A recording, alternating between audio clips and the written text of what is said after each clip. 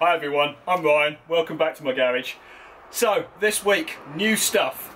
Firstly, new camera. I'm learning how to use it, I'm talking to you on it now, and we'll see how that goes because I think it will be a lot better, but until I start editing and putting this together, I don't frankly know. Transalp, I've got an issue with that, so I'm going to spend some time trying to sort that out this morning. And the wheels. I'll give you an update on the wheels on the Scrambler because there's been a lot of discussions and thought and progress on that. Well, actually, no, not so much progress, just more discussions. But I'll give you an update. Also, I'm going to try and sort my Wi-Fi out. I've got a television over here. I'd like to have that running in the background so it keeps me entertained whilst I'm working on the bikes. So, yeah, little things here and there. Let me get started. There we are, there's the first effort for the day. I think that's been pretty successful. So now I can be working away and catching up with what Nat's up to at the same time. Perfect. Right, okay. I better actually get back to doing some work now. So, finished messing about with Wi-Fi now. I'm going to get onto bikes. So my Transalp recently has just lost smoothness whilst I'm riding on like almost no throttle. So just as you come from tick over, as you begin to accelerate, it sort of hesitates slightly, or if you're shutting off the power, it sort of cuts out and then cuts back in again. And so in slow moving traffic, it's just becoming slightly difficult to handle. Now, it's nothing wrong with the engine per se. I mean, under power, under throttle, it's perfect. It's crisp, it's wonderful.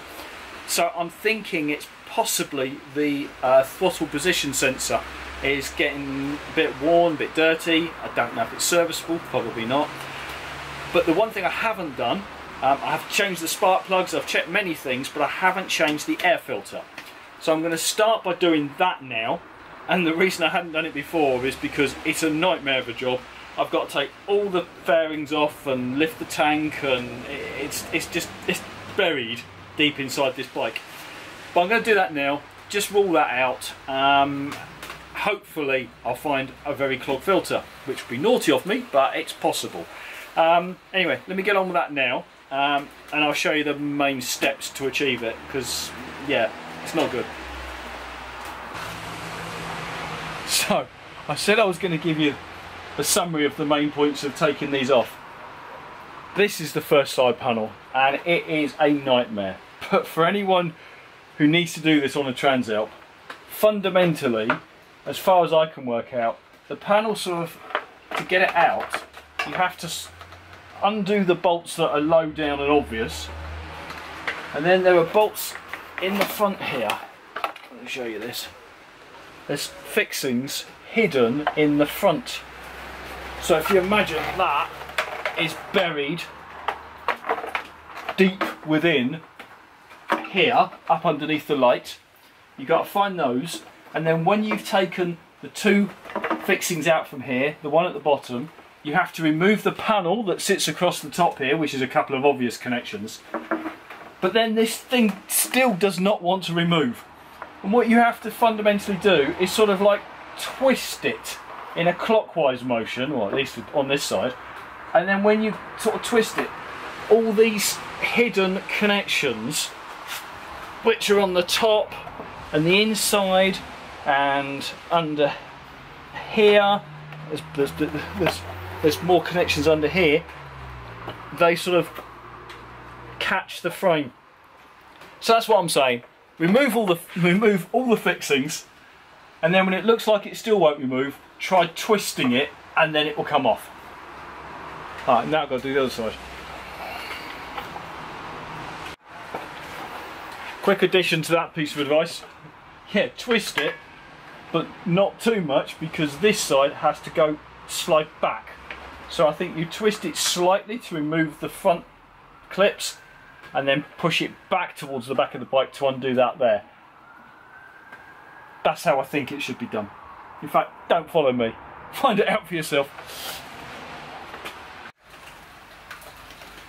Oh, there we are. There's the bike in maintenance mode. So when you have taken both side panels off, you can take the tank. There's one bolt at the bottom you have to undo, and then the whole tank sort of slides backwards and then tips right up.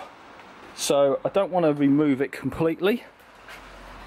There's an image online of this, so basically you can just hold it up like this and then get to the filter at last. I've used a block of wood, although apparently what I've just read, you're meant to just use the handlebars and just turn the handlebars away and just rest it on the bars. But no, I'm going to use a block of wood. I'm more comfortable with that. Cool, right, let's get the cover open. Okay, well, I've got down as far as the filter itself, which another little catch out. So there's 8 obvious bolts around the outside, but there's a hidden one in the middle that you have to sort of, you can't really see, but there's an access down through the centre of the cover itself. So okay, well, the first impressions is the filter looks reasonably dirty, but I don't think it would be the cause of my problems. Anyway, let's get it changed. So, important update. The cricket's on. They're playing today. This is the test match. So, anyway, so I can listen to that whilst continuing to work on this little baby. Now, observations. Firstly, yeah, the new air filter is in place. It looks much cleaner than the previous one. I don't think that's my problem. I think, or thought, my challenge was to get in here, because I thought that was the throttle position sensor. I'm actually now not sure. I mean, I can get to it. Removing the throttle cable off the body is easy. Unplugging it is no problem, and it looks like it's just held in by a couple of bolts at the top there. So I don't think, if that's the right thing, removing it and changing it is particularly complex. But what I have just managed to do, which I didn't previously know existed, is I have just found an online manual for this. So the manualslib.com has got a full service manual for this bike. So I've downloaded it. It's several hundred pages long, in fact 598. But I can have a look at that now and make an informed decision on what I need to be doing. So yeah, I'm going to just put this back together now, and we'll see whether the clean air filter has made a difference, and then I'm going to read the manual and see if that gives me any clues as to what the components are, maybe even help diagnose the issue. So for now, I'm just going to get all this buttoned back together, and I'll bring you back in when done.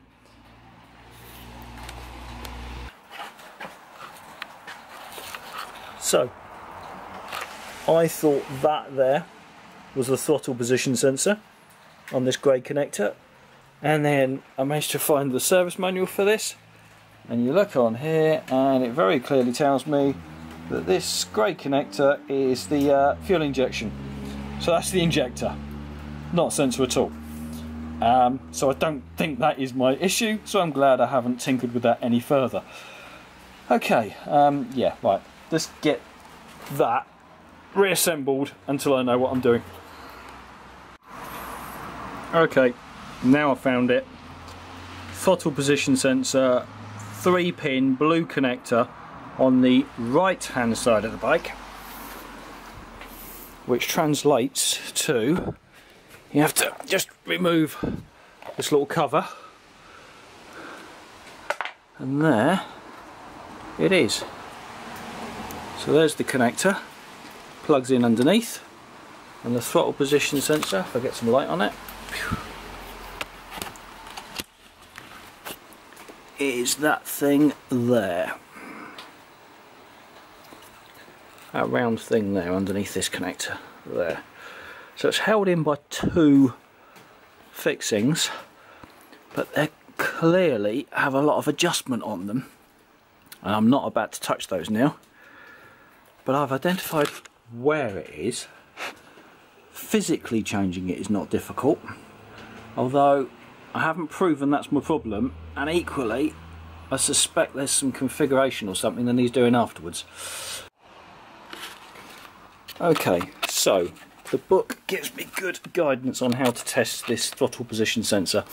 So I've got a little tiny metal connector into the centre pin of the blue plug to a multimeter that's just earthed on the frame. So you will see that I've got 0.48, and if I operate the throttle, it just very gradually increases, and if I can hold it at any position, even at a low position, and it seems to give a consistent reading up to wide open 4.5. So I've got 4.51 down to 0.48. Now I'm going to compare that with the book, because whilst the readings seem consistent, I'm not sure they're giving me the full range. So I'm going to read that again in a minute. Okay, well, I've put everything back together and I've checked the service manual, and it seems that the readings I was getting from the throttle position sensor are there or thereabouts. Certainly the minimum number was perfect. Possibly should have been peaking closer to 5 volts on fully open, but wide open throttle was not my problem. Interestingly though, I have changed the oil filter and I am getting no errors. Well, I wasn't getting any errors before, but the service manual very clearly tells me if I had a problem with the sensors, I would get an error. And if I just... the throttle seems very, very, very crisp.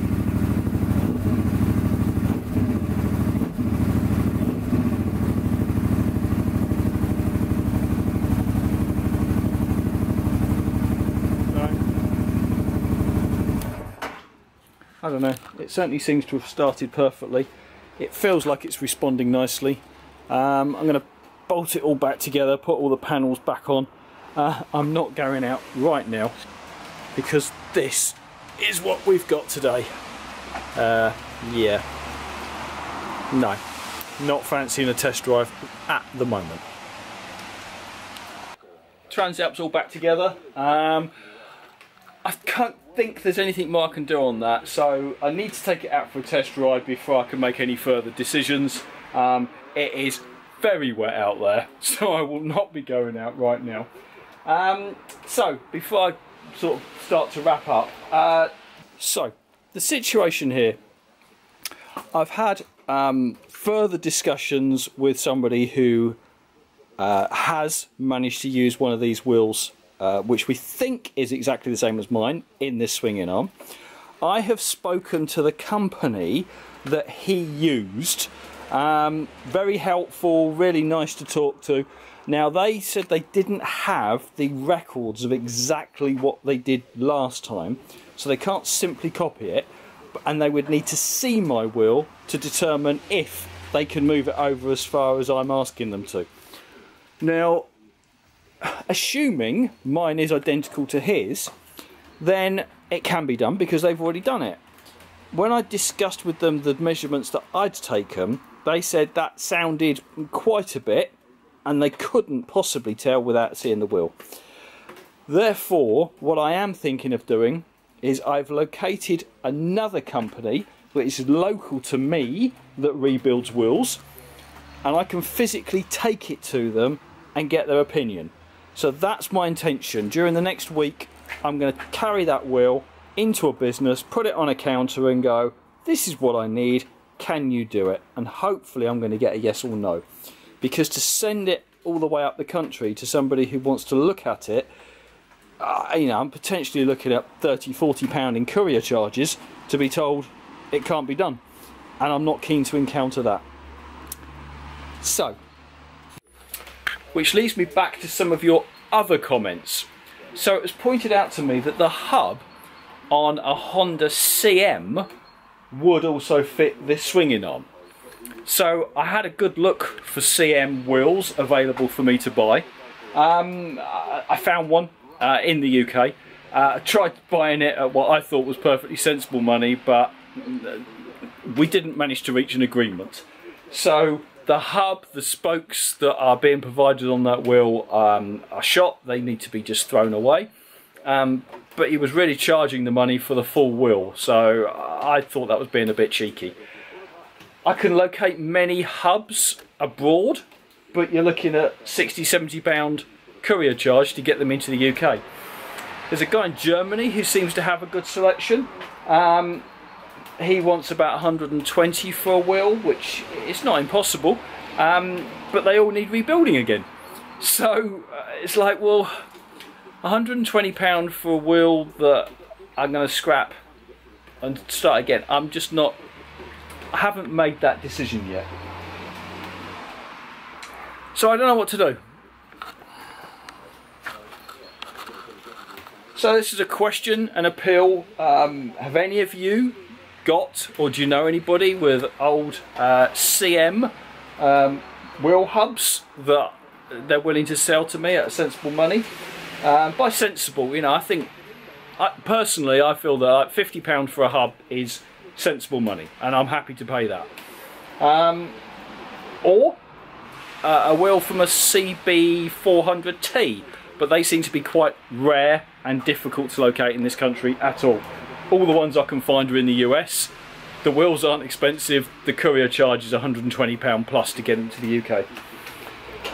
So that's really all I've got time for now. Thank you very much for your continued support. Hopefully this footage that I've recorded on this new camera is okay.